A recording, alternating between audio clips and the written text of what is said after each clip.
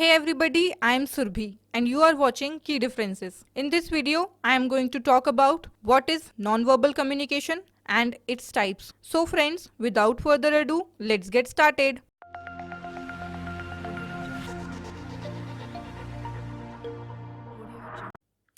As per the researcher Albert Mehrabian, about 55% of the content of a message is visual, while 38% is auditory and 7% from the language used. So you might have got an idea that we start communicating even before we start speaking, and that is what non-verbal communication is all about. So what is non-verbal communication?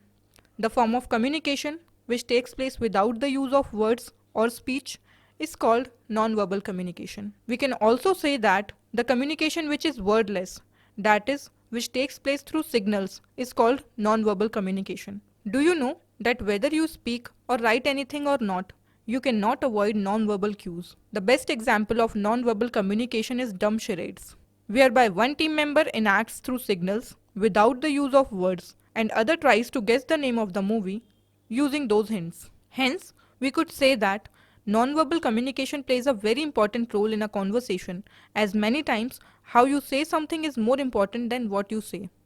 Talking about the types of non-verbal communication. The first one is kinesics, that is body language. Kinesics is the study of body movements, which is an integral part of communication. Whether we notice it or not, our body consciously or unconsciously sends messages continuously. It can be in the form of eye contact. In a face-to-face communication, eye contact is extremely important. It indicates a person's interest in others and often increases the credibility of the speaker.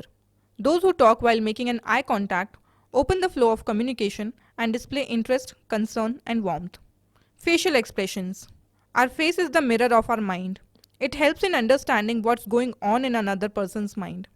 That is, it reflects what are you up to. It expresses our feelings and emotions. For example, smile shows happiness, positivity, friendliness, and liking, whereas a creased forehead indicates worry and tension. Gestures. Gestures are small and simple body movements which have a great impact on our communication. A lot of people out there use gestures in a very fine manner to emphasize something while they are speaking. It makes them more interesting and attractive than the dull speakers. It not just makes the conversation interesting, but also builds an understanding. Posture. Do you know that posture and body stance are meta messages which a person directly or indirectly conveys? It includes the angle of inclination and position of head, arms and legs. When you stand tall and straight, with your shoulders back, you appear more positive and confident. Oppositely, a slouched and droopy posture indicates passivity and nervousness. When someone leans forward during conversation and makes frequent eye contact, it indicates approachability. Appearance. Do you know when you meet someone for the first time, the first thing that you notice is how they are dressed, how they are carrying themselves. Here appearance is all about clothing, personal grooming and use of accessories. The overall dressing plays a key role in defining our personality. That is, how we look and dress reveals about how we feel about ourselves and how we would like to be viewed by others. The second type is Vocalics, that is paralanguage. The term paralanguage is a combination of two words, that is para and language, wherein para means like and language means the method of communication. So in this way, paralanguage means like language. Hence, it is not the actual language but acts like one. It includes voice. Voice is the sound, especially speech, that a person makes using his mouth. At the time of communication, the voice of the person is the first signal that we get or use. If you are a good listener, you can understand a lot from the voice itself. It can be sweet, soft, loud, harsh, etc. It indicates background, mental state, education and nationality of the speaker. Intonation.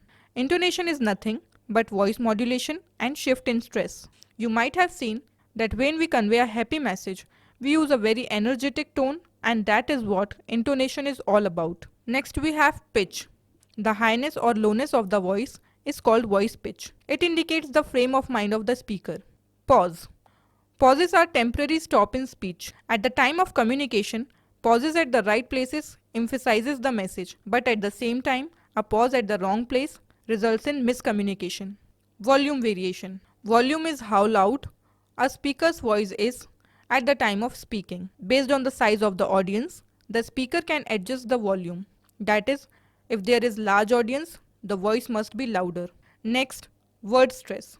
Word stress is the emphasis the speaker gives to a specific syllable of a word at the time of pronouncing it. Communication is said to be effective when the speaker lays stress and emphasis on the right words to ensure that the interpretation of the message by the speaker is in the right sense. Silence. The absence of sound is silence. Silence is more powerful than words. It indicates the relationship between communicators and their behavior towards each other.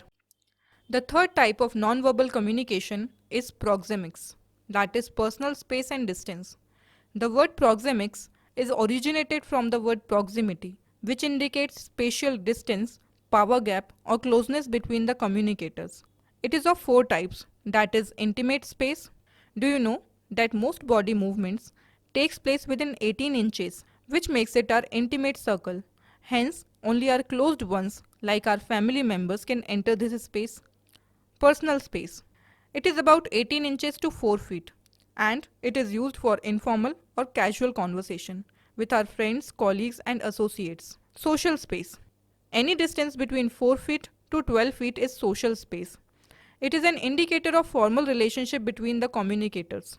Public space. Any spatial distance beyond 12 feet is public space. At this distance, if someone wants to be heard, he has to raise his voice. Chronemics. Chronemics is the study of the use of time in non-verbal communication. It implies the meaning attached to time and it varies from person to person. For example, for some people, time is money and so they value punctuality, while there are some people who does not give much importance to time. Hence, it speaks a lot about a person's personality.